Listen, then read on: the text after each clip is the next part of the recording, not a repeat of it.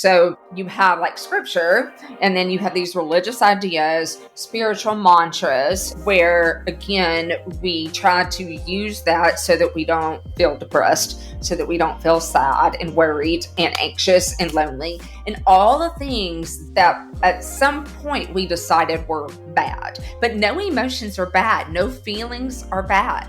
They simply are. They have no moral value. So our feelings are ours to own, and we're allowed to experience that. Hey friends, welcome back to the Broken to Beloved podcast. If you're looking for practical resources for recovery from and safeguarding against spiritual abuse, then this is the place for you. I'm your host, Brian Lee.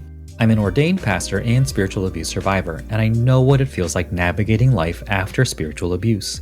I also know what it's like to want to prevent anything from happening to the people you know and love. It's why Broken to Beloved exists. And we can't do it alone. We are looking for 125 people to join our mission as a monthly donor. You can help make programs like this podcast possible by donating just $10 a month. Head to brokentobeloved.org/support or just click the link in the show notes to donate today. Today, we're talking about spiritual bypassing, what it is, how to identify it, and what to do when we've experienced it.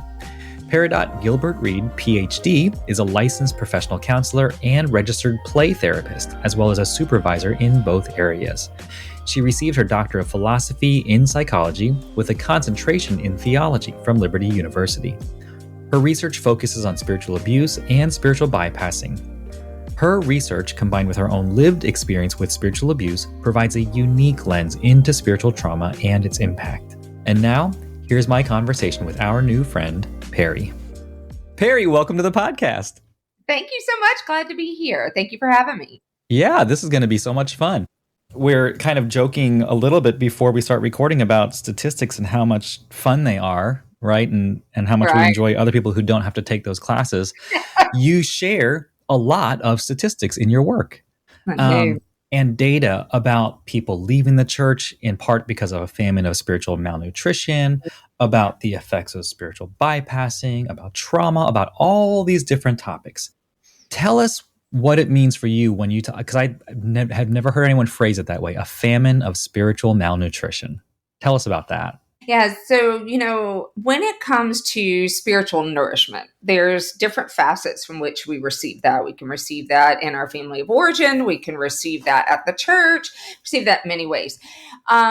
If we are accustomed to having little to eat, we won't know that there's more out there, right? And so a lot of times we are only fed what the system gives us, and whether that be our family dynamic or we're in a church situation or anywhere. And that's the one thing, as we continue on, I'll express this a little bit more.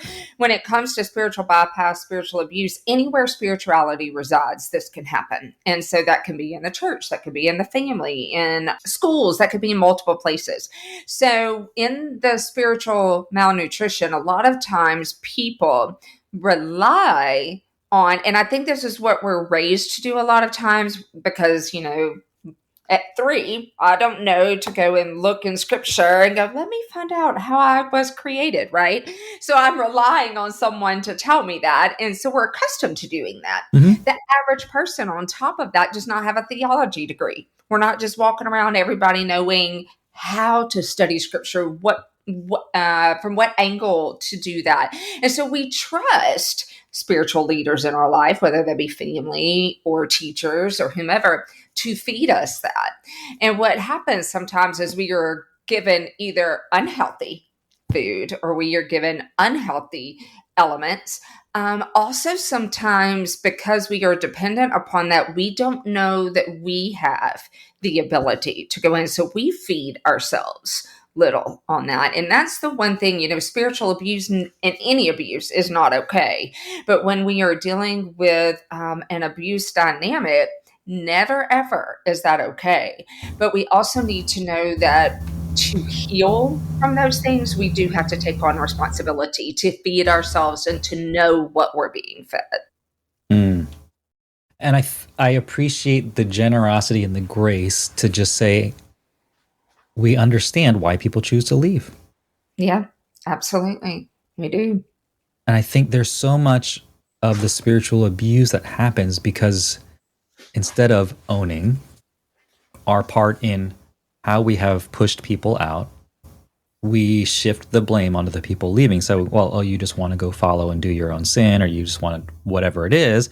And there's so much of that language that gets wrapped up in the way that you relate spiritual abuse and spiritual bypassing together. Yes. And I'm really excited to have this conversation because we've talked a lot about spiritual bypassing, like in passing here and there, or as a comment, or as an effect, or, a symptom of things, but never had a whole conversation just around it.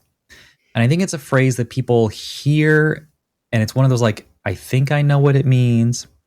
I feel it, but I'm not sure how to define it or Yes. recognize it or know what to do with it when it happens to me. Mm-hmm. So help us understand, how do you define spiritual bypassing? Oh, I love this topic, and I'll be happy to find that. I can't So wait. there are two ways that this can be done. Spiritual bypass, as it had been studied previously, is how we do it on ourselves. So we can, in minute amounts, spiritual bypass can be a coping skill. If I Mm-hmm. lose someone that I love and I am struggling with that grieving process, what spiritual bypass does is I am a willing participant because I'm doing this on myself. I may not be cognizant of what I'm doing, but I'm doing it on myself. And I am trying to bypass the psychological task of grieving so that I can be happy or I can experience positive emotions. So, what that might sound like toward ourselves is, for instance, I lost my dad when I was 9. And so saying, I miss my dad, but I know he's in a better place. Or Mm-hmm. I miss my dad, but God says that he has a life abundant for me. Those things are true. My dad is 100% in a better place in heaven and with Jesus. However, what was being done is that I'm going, I don't like the feeling that goes along with Yeah. missing my dad. I don't like the grieving. So I would rather come over here and focus on this excessive optimism, over spiritualizing something so that I don't have to feel that.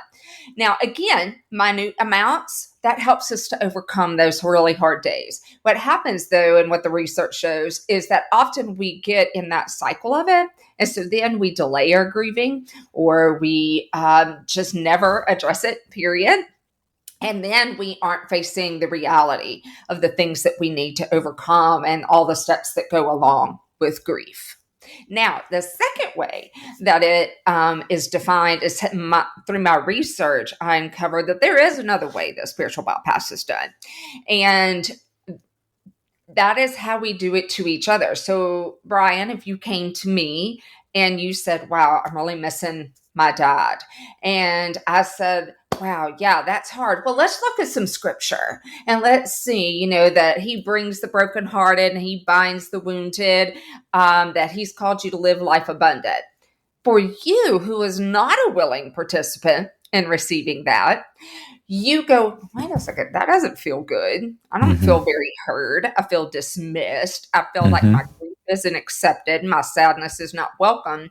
And then that turns into an unsafe place because you would not be able to come to me and find the comfort that you're seeking. So then Right. I'm forcing you to bypass the psychological tasks that you need to complete to heal. I'm not being present with you in your pain. And so that is what my research covered, is that spiritual bypass is happening. And it happens often in what I call a covert level. Mm-hmm. And so nothing about what I just said would appear abusive. But if you came to me again, and what is abuse? It's a pattern of behavior, right? If you came to me again and again and again, and I keep doing the same thing again and again and again, you're eventually not going to come to me, and that's not going to feel safe. You also may internalize and go, well, there must be something wrong with me because I fasted, Right. prayed, and did all of these things, and I'm still sad on Yeah. that. And so the research, a lot of people did not have a language for it. And it felt so freeing to them to be able to say, and that's what it was. And that hurt. And so being present with someone in that pain and being able to use that language is so freeing for Yeah.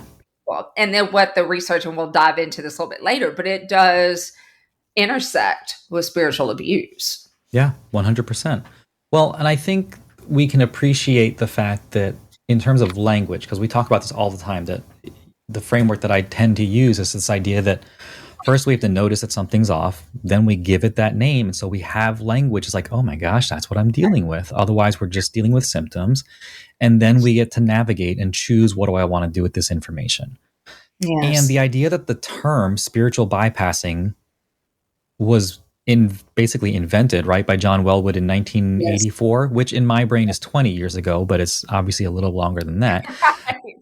I mean, it's a fairly new term for a lot Yes. of people, so it makes sense why you wouldn't have heard about it before. So we're not sharing this information to shame people even more and saying, oh, well, you should have known that you were spiritual bypass, right? It's like, no. We're trying to give you language and equip you with tools to recognize, okay, this is what happened. Yes. And I love that you frame spiritual bypassing as a coping mechanism or a survival strategy that does actually help us for a short while or for short seasons. Yes. Yes. But ultimately, because you share a story about how in moments or seasons of depression, it's like, as a survival strategy, I'm going to spiritually bypass.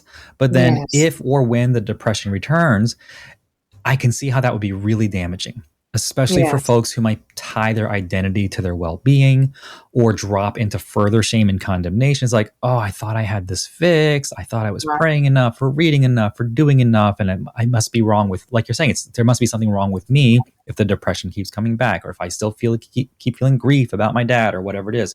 Yeah. Help us understand how identifying and naming that act of spiritual bypassing, whether we're doing it to ourselves or whether we're having it done to us by other people as unwilling participants, as you say, how does that affect the way we see ourselves or see the people that we're interacting with? Yes. So when we can recognize it on ourselves, I think we can take that step back and go, okay, this is not just me failing at being a Christian.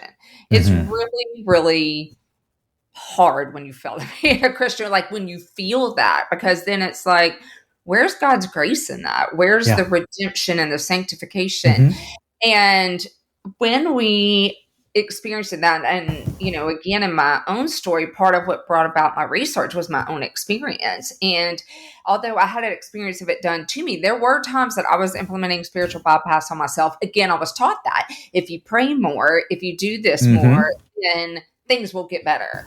Okay, well, but Jesus says in this world you will have trouble. Yeah. Yes, he overcame the world, but he also said you're going to have trouble. And so I'm often working with my clients to tell them that pain is not the absence of hard. It's not the absence of these different things. It says, even when I'm in pain, I can still pray. I can still do these things. I can still even hurt and be sad and scared, and my God doesn't leave me Mm-hmm. on that. But what happens with spiritual bypass is we take that on, and then the shame sets in, and then more depression sets in, and then we just cycle downward. And this is where some people may express suicidal ideation, because I'm doing all this and it's not getting better. I don't want to Yeah. be anymore. And I'm just going to take a side note. If anyone is in that space, by all means, please seek help. You could do that through, of course, the crisis hotline 988. But there's also therapists in your area. I'm sure, if you needed to reach out to me, I'd be happy to help find somebody in that area. But we do take that very seriously. Now, as it's done to someone, again, you're in the same element. Well, I'm praying more. She told me to pray more. I must be praying wrong. I must be not reading the right scripture. I must not be journaling alone. Then we even can internalize that God is against us. And there is no scripture that says that. But when we're being told that time and time, well, you must not be praying hard enough. Have you tried praying this way? Have you done, whatever the list is that's been given? And so then again, we're internalizing that rather than saying, being able to recognize this isn't safe, this doesn't feel good, this doesn't feel right, this doesn't model the character of Christ, that we wind up internalizing it and saying, well, I must be bad. I Yeah. must be beyond Mm-hmm. help on there. And that's just not truth. Yeah. Yeah. That's really helpful. I love that you provide, again, all the data and the citations and stuff in the work. 1984, John Wellwood, right? So, spiritual bypassing the employment of spiritual ideas, concepts, or activities as a means of evading or bypassing important psychological processes. Mhm. And then you share from Whitfield 3 years later the tendency to utilize spiritual goals to ignore or evade crucial human needs, emotions, and mental commitments. And I Mhm. think people hear that, and if we try to boil it down so it doesn't feel so clinical, it's the idea of like using spiritual language to avoid dealing with the discomfort or pain of what we're actually facing. Does that sound Yeah. right? Yes. Yes. Absolutely. And so it's And helpful to recognize that it Whitfield, just happens all the time. right. And Whitfield did it in recovery literature. So you're Mm, dealing with those who are experiencing, alcoholism or some type of addiction, and how difficult that must be for them to try to not feel the pain of what's leading them to the addiction. So they try to spiritualize. If I just work harder, if I just do this and right. this. And that's where he said, hey, we're missing though that you still have to work through the hard. That part's still necessary. Of course, from there, that is where Dr. Craig Cashwell, developed it in the faith of seeing, hey, we do this to ourselves in faith systems Hmm. um, on there as well. And again, bypassing the things that we don't want to feel that maybe are just hard. Nobody wakes up going, it is a great day to grieve. I can't wait. Nobody, right? Yeah. So if I could find a way out of it, and our brain is built to survive, and we know that grief excites the back of the brain where our alarm system is, it's going to try to get out of grieving. That's why we have to make ourselves go, okay, wait a second. God's going to allow me space for this. But again, if we've always been taught that that's not acceptable, only positive emotions are acceptable, that's really Hmm. hard to navigate sometimes. Yeah. That that makes a lot of sense, and that's helpful. Thank you. Tell me what sounds more fun to you. Just I want to put some language around what spiritual bypassing sounds like.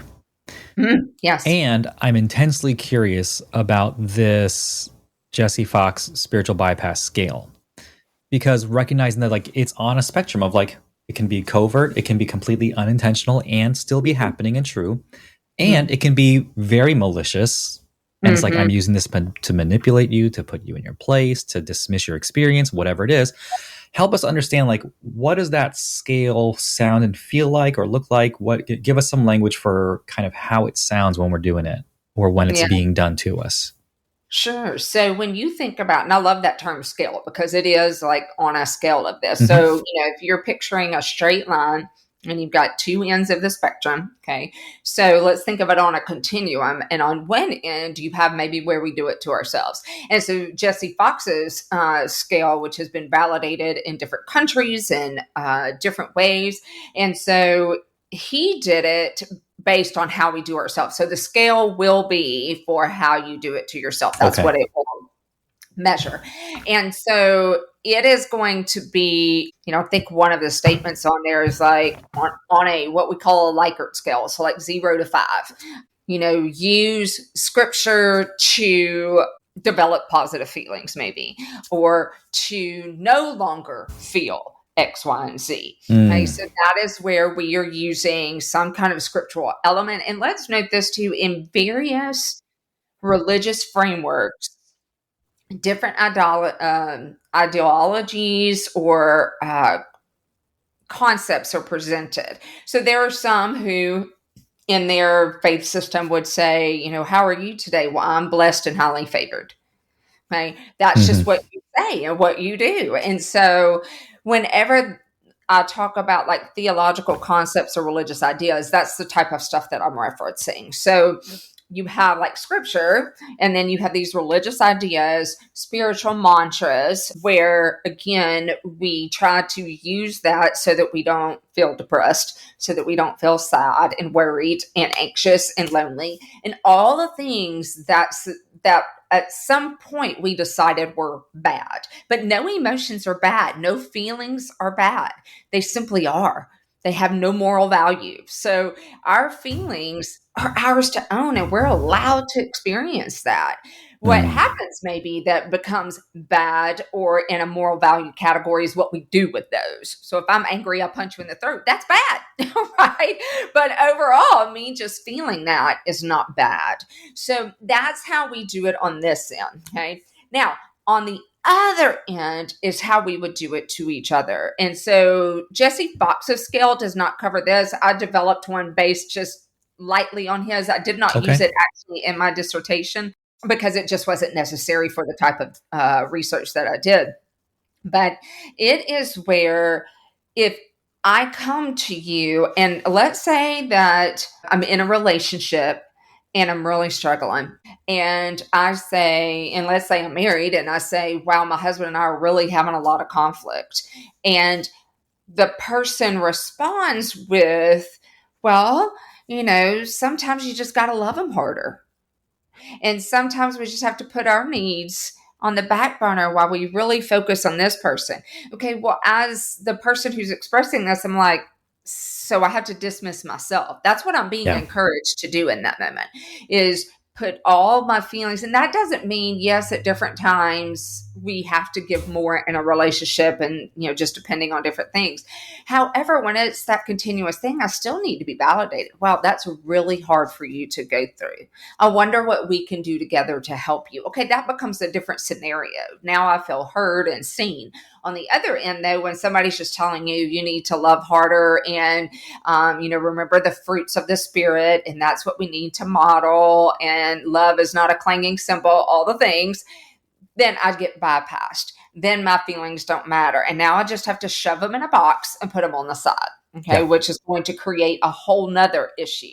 Now, where we go in the middle possibly is that is where we're going to find maybe some of the coping skill, right? So when somebody first loses a loved one, saying to themselves, I know that they are no longer in pain, that is helpful. Long term, if it goes over to either side, it's not because we're sitting on extremes. But in the middle, that says, I can find comfort in knowing that my dad's no longer suffering from cancer on there. Now, again, I don't want to do this all throughout and just sit in that I'm happy, you're happy, everything's fine, everybody's fine, because that doesn't allow me to experience the breadth of emotions and different things that I need to go through, psychological elements that I need to go through so that I can heal. Does that make sense on that continuum? Yeah. Yeah. So on the low end, we're doing it to ourselves, Yes. right? Just, hey, let me force myself to be happy and put on a smile by reading this scripture or reminding myself to fear not or whatever it is, right? And on the other end, we have these people who are doing it to us to minimize their own pain and discomfort, but in ways that may really, really harm us. Yes. You, I think, provide a couple of other really practical examples of how this happens to us in our lives. When there's harm done in response to people with mental health conditions, Mhm. dealing with divorce, marital abuse, over spiritualizing things you say, and how often the devil gets blamed Oh my for gosh. spiritual warfare, for depression, schizophrenia, mental pain, Yeah. or that it must be your sin, or like you said before, about it must be spiritual warfare that you're dealing with this. And so, no, don't leave your husband, even though he's completely unsafe and abusive and Yeah. is harming you and Mm-hmm. children and just the environment that you're in. But you have to just work harder or pray for him or whatever it is. These are all examples of spiritual bypassing.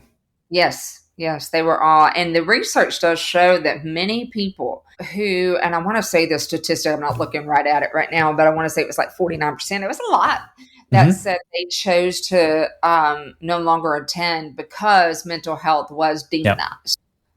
Not okay. Yeah. you know? No, I think that was right at the beginning of the paper was that statistic.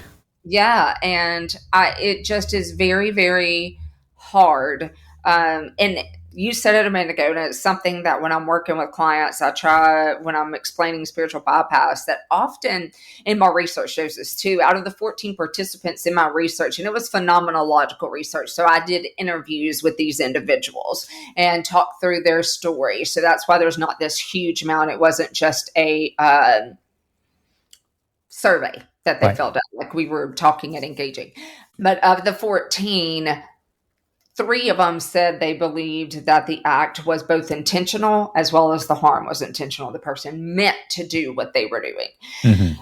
The others said that they believed the statements were intentional, that they truly believed that the individual truly believed what they were saying was truth. However, the harm was unintentional, that Mm-hmm. if individuals knew how that person received the information, that they would be upset or worried. Now, some, it was like a 50-50. Like I could tell them, but they still wouldn't have listened because that was Yeah. their truth, you know?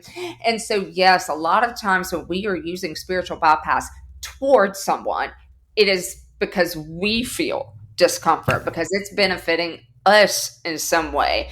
When I'm sitting with someone grieving and I start giving them scripture or spiritual mantras, or, you know, he's in a better place, all these different things, I have to really assess, is this so I'll feel better, or am I really providing this person what they need? And a lot of times it's so I don't know what to do. I can't fix it. So I'm just going Yeah. to give this platitude because I don't know what to do.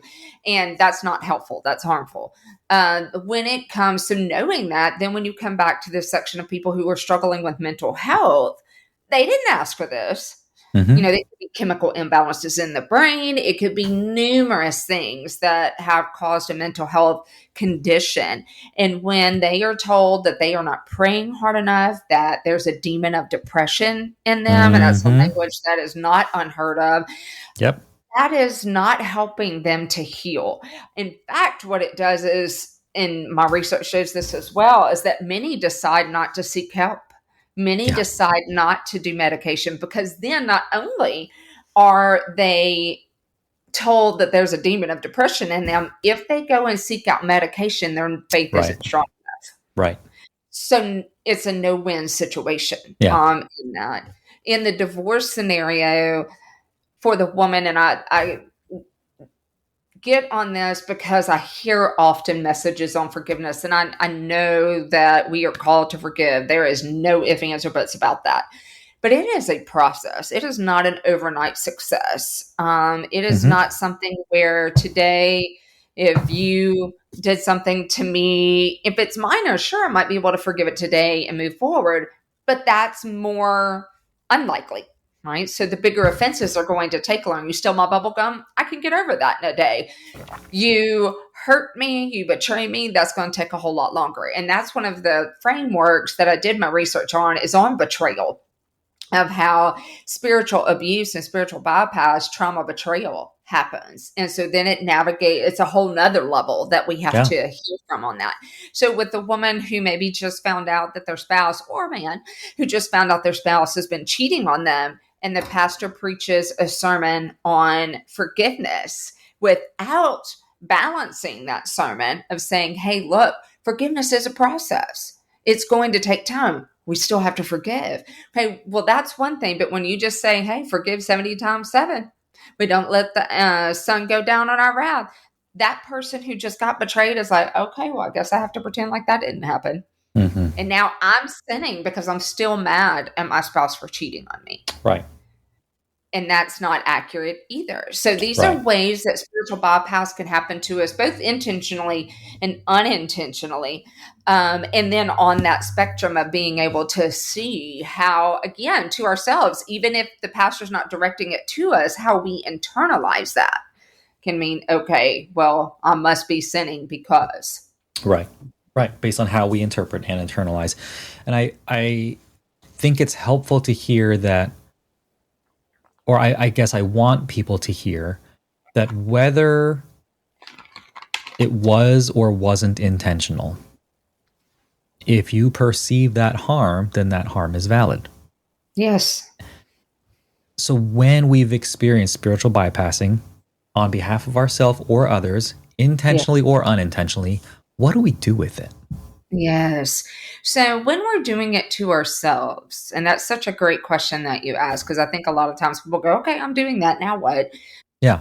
Is when we're doing it to ourselves, we really have to pay attention to body, heart, and mind. So I do this on myself, but I do this with my clients as well. You need to constantly be assessing, what is my body experiencing? What's my heart feeling? What's my brain thinking? Every one of those, each one of those is a storyteller. When our hearts are racing, when our jaws feel locked, when maybe our fists are balled, that's telling us something. So when we're sitting down and we're reading a 4 hour Bible study, because by golly, if I just spend one more hour in it, maybe I'll get this depression gone. I need to pay attention to the tenseness that's in my body. I need to pay attention to the frustration that my chest, the tightness in my chest, that why do I keep reading the scripture and it's not getting any better? Mm-hmm. So Mm-hmm. acknowledging myself allows me to accept myself. If I never acknowledge that I'm experiencing this, how in the world, excuse me, can I overcome it? And so then when I say, wow, this hurts. Okay, now I'm validating myself. We often look to others to validate us. We also have to learn to validate ourselves and be able to say, what I'm going through is a hard thing. Right. Then we're adding language to that. Now we're going to go to, what does my heart feel? It feels bitter. It feels frustrated. It feels depressed. It feels all these different things. Now I'm going to go to my thought processes. What do I think about this? I feel like it's my fault. I feel like this is responsible and all these different things. Now I need to take that step back and tell myself truth, because at no Mm. point in time am I may have a broken spirit, but I am not broken. I am not shattered pieces to be thrown away. I am a child of God. And I know that, yes, I'm going to go through difficult things. And now I'm just going to seek God in my hurt. Help me. That releases the pressure of having to put on, as you were saying earlier, this mask and go out and go, everything's fine. Everything. No, Yeah. it's not fine. And now you have a language. Now you can know, okay, I'm spiritually bypassing myself right now. I need to take a step back. I need to, and then there are calming exercises that you can do, grounding work like anchoring, grounding, as you call out the things in front of you, anchoring, literally anchoring yourself to an object and then doing the same thing. Those are different things there. When it is done toward us, this is where boundaries come in. I love boundaries. And I have no problem setting them because I didn't set them early on. And that Right. kept me in it wasn't my fault. I'm not saying that, but it did keep me in a religious abuse cycle because I didn't know I had the ability or the right to set boundaries. Mm-hmm. Once I realized I did, I could say, I recognize that that is true for you. That is not true for me. And I would appreciate either not using that scripture, that idea, or whatever right now. We need to let others know that where we are in our space. And I recognize that if you're going to meet one person one time, you may just be like, okay, they don't know anything, but I'm not going to be dealing with them. You may not want to set a boundary. Okay, cool. But, I had a lot of people. There were 3 places in my research that came up where spiritual bypass occurred. It occurred in church, it Mm-hmm. occurred at work, and it occurred at home. Mm-hmm. Well, when I'm a child, I don't get to just say, well, I am leaving and going somewhere else, right? Because I'm here and this is my home. If it's my spouse that's doing it, I can't just up and go, right? But I can say, hey, I know, and I see this a lot with spouses who are working through betrayal, that the spouse possibly that committed the act of betrayal is getting healthier or appears to be getting healthier and is really into the word, and then turns to the spouse that has been betrayed and says, hey, look, I found the scripture and it's making me feel so much better. It'll make you feel better too. And really what it does to the other person is go, do you even know I'm in pain today? So again, I feel Yeah. dismissed, I feel disregarded, all Yeah. these different things. And so setting boundaries is going to be critical. You're not responsible for how the other person receives your boundary, but you are responsible for how you deliver it. So we are still responsible for doing so in a way that is kind, but that is firm, that can say that that's not acceptable for me. Mm, And I appreciate you not saying that, or something yeah. to that effect. So boundaries is one. And then again, if you are in an environment where you can leave, sometimes you just have to step away. Sometimes you do have to find a new church. Sometimes you do have to find a new group of friends. And that will come into its own grieving process as well. But it is hard to heal in the same environment that hurt you. Sometimes we have to, but it is harder. Yeah. Yeah. That makes a lot of sense. For people who aren't comfortable with setting those boundaries, Yeah. or like you're saying, don't know how because they've never been given the permission to do so before or never felt the agency to do it. What's like a good step one for them? Oh, I love that. I love that. So I use the ACT method. It was funny. I'm a registered play therapist as well. And it was actually something I learned in play therapy. And I often tell people the more I learn about children, the more I learn about adults. And Mm-hmm. so this model has helped me across the board in many situations, but I use it in my own personal life. So A is acknowledge feelings, wishes, and wants. So I can say to that person, I know you're trying to help me. Okay. Acknowledging that towards the person who's maybe exacting the spiritual bypass. Even for myself, I could say, I know I'm not wanting to be in pain right now. Okay. The C for, and this is going, there's the C can mean two different things. The C can be communicate a limit. So I recognize you're trying to be kind and trying to be helpful. That is not helpful for me. Okay, so then we set the limit. We let them know this isn't working. For myself, I may have to co-regulate. I may have to ask somebody to help me work through this. And then the T is think of an alternative. That could look like, I recognize you're trying to be helpful. That's not helpful for me. Maybe we can try again later, or maybe we can revisit this at another time. Or do you have a recommendation for a therapist I could talk to? Something to that effect. If we're doing co-regulation, it may be, hey, what can we do together to help you right now? Mm, If it's on myself, I may just recognize what do I need right now to help calm my body, heart, and mind. I may need to go for a walk. I may need to take some deep breaths, those different things. But I really try to stick with that ACT method. Number one, if I'm having to confront someone, it lowers conflict. If I just come right at you and just go, I can't believe you said that to me, that's not going to go well. But if I can at least do the A part, that helps. But if you're listening to this and you recognize, and I had to recognize this in my own life because I was in ministry as well, I have done spiritual bypass to other people. yeah. Then I have to acknowledge that for myself that I've hurt somebody. And I Mm-hmm. can't say, I want you to know that I acknowledge that that wasn't helpful for you. And I want to apologize for that. And Yeah. we move forward. And then giving that person the autonomy and choice for what they want those next steps Right. to be. Right. Rather than forcing them to forgive us on the spot. Exactly. Exactly. Let's understand. We're going to go down the forgiveness route. One thing is reconciliation is not required. Yeah. So we can both forgive and not re-enter the relationship. Yep. So if you're in that dynamic of, well, God said to forgive and forget. No, that's not scriptural in there. And sometimes the abuse is continuing and that person isn't healthy. And I don't need to be in that relationship and reconcile. Mm-hmm. Yeah. That's helpful. You tie spiritual bypassing with spiritual abuse, and that they're Yes. not, mutually dependent on each other. You can have one Correct. without the other. Correct. Where is that line?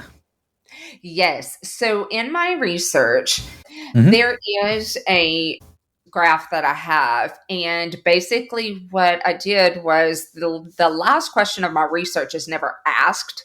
And that is, does spiritual abuse intersect with, or excuse me, does spiritual bypass intersect with spiritual abuse?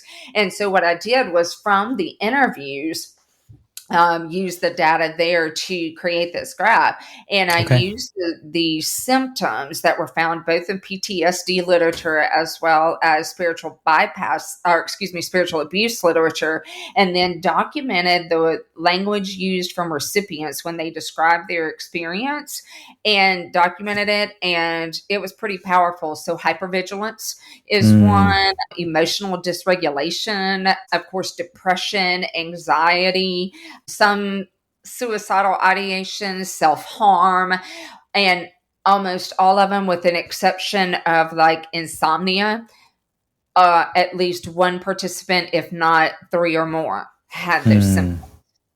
And so, because they were constantly being spiritually bypassed, again, it you walk away going, that doesn't feel right. And that was my experience, is I was being told that, okay, these group of people don't like you or aren't getting along with you, but you're the problem. Yeah. Maybe you need to be kinder. Maybe you need to be this. Maybe you need to be that. And of course, scripture being involved. And I'm like, okay, well, but scripture's involved, so it must be true. And this is a Christian that's telling me this. Yep. So it was very hard to name and identify. What it did internally was make me very rigid, because now it's like, oh my gosh, what am I going to say? So I'm hyper vigilant as well. Yep. Additionally, the more I tried, the more backlash I got. And so then I'm doing it wrong. I Hmm. felt depressed. I felt anxious. And then it just got to the point where every day I'm going home crying, because it's never enough, never enough. And that is what participants also conveyed. Of course, I never share my story with the participants. They were just sharing their story with me. But yes, whenever it's getting into that place of, again, we're having, and it's being done continually. And, abuse would say, in the APA, American Psychological Association, does say that when there's that pattern of abuse, emotionally, mentally, physically, those type of things, that abuse has occurred. However, I do recognize that abuse can happen just one time and it's still abuse. But Hmm. with Yeah. spiritual bypass, what happens is it's on that covert level. And if somebody is truly being unintentional, that may not happen every time. But what we see is that it was happening continually. Every time Right. anxiety was brought up, then do not be anxious for anything, but in everything Right. by prayer and supplication, bring your request to the Lord. One participant was told she was just trying to make trouble. Another was told, okay, well, if you're going to ask questions about why we have dinosaurs, what demon is inside of you? Right. That's, of course, that's pretty hardcore. We could probably go spiritual abuse, but also spiritual bypass. It produced the hypervigilance, it produced the Right. suicidal ideation, just many different components. And that's where that intersection of spiritual abuse. And that's why when people ask me what is spiritual abuse, I put spiritual bypass as a part of the manipulation and the coercion. It is a sort of spiritual gaslighting Hmm. Yeah. from there. Yeah. Yeah. Because we're the ones made to feel crazy for feeling the way we do. Yeah, exactly. That's Exactly. it. That's it. So as we wrap up, help the people who are realizing that they've experienced spiritual bypassing. How do we move forward from here? What do we Oh, do with it? What do we do with this knowledge? yes. And so if you're doing it to yourself, give yourself some grace. There's a Yeah, reason that you are doing it. that's good. It is not, again, most of us don't wake up wanting the hard things that we're going through. So it is a coping mechanism. But ask yourself this: is there something else that I can do that allows me to hold two truths? The truth of I Mm, am hurting, and I need to work through this. yeah, Okay, so we have to, if we want healing, the healing that we're ultimately going for, we have to merge both of those. And so giving yourself some grace and some compassion to know why you did it, and now going, what I'm going to have to sit in this. So to sit in it, to be able to hold those two truths, sometimes we have to ask a friend to help us. We have to have some type of support. Sometimes it's a therapist. Sometimes it is implementing different tools, but it is having additional support, and that is okay. Guess what? It is okay to have Jesus and a therapist too. We all work together for that. As far as it happening to you, you have a language now. You yeah, now can say to the person who is hurting you, hey, I don't know if you're realizing this or not, but this is spiritual bypass. Educate them in it. They literally may not know that there is a language for this. And as Brian, you mentioned earlier, spiritual bypass is new. And in 1991, spiritual abuse is Yep. not that old, right? It was just introduced in 1991. So these concepts are still new, but a spiritual bypass, especially, is new. Like I said, my research is the novel research and how we do it to each other. So educate the person. And then you're going to, as best you can, again, giving yourself grace and compassion, try to set a boundary with that person and let them know what's helpful for you and what is not. You are allowed to speak your needs. And that often when we are spiritually bypassed and we've experienced spiritual abuse, our autonomy, our voice, and our choice Yep. is lost. Yep. And we need to exercise that muscle to strengthen it. It doesn't mean that we aren't going to sometimes get some backlash, that we aren't sometimes going to maybe be ridiculed for that, maybe even lose relationships over that. However, your healthiness, spiritually, mentally, physically, is very important. And so if something is in your life that is not allowing you to reach healthiness, you need to ask yourself, is this what I really want for Mhm. myself? Yeah, that's really helpful. Thank you, Perry. If You're people welcome. want to find or connect with you, where can they go? Yeah, they can go to peridotreed.com, and that's peridotreed.com. And I have a website there. It has resources, blogs, multiple different things that you can look at. I also have Instagram and Facebook, and you can look me up there as well. Great. Perry, thanks so much for spending the time with us. This has been such a helpful conversation. Yes, thank you for having me, Brian. What a helpful and informative conversation. If you enjoyed it as much as I did, be sure to follow Perry and say thanks for being on the show. You can find links and all the things in the show notes. Subscribe or follow to get new episodes automatically. If you enjoyed this episode, please leave us a rating and review or share with your friends. It really helps us to grow and continue providing quality content for you. A special thank you to our listeners who make the show possible through their financial support. If you find the show valuable, consider donating today at the link in the show notes. This episode was hosted and executive produced by me, Brian Lee. Editing by Heidi Kritz and post-production by Lisa Carnegas. Thanks for taking the time out of your day to listen. I hope it's been helpful. Here's to moving toward healing and wholeness together. I'll see you next time.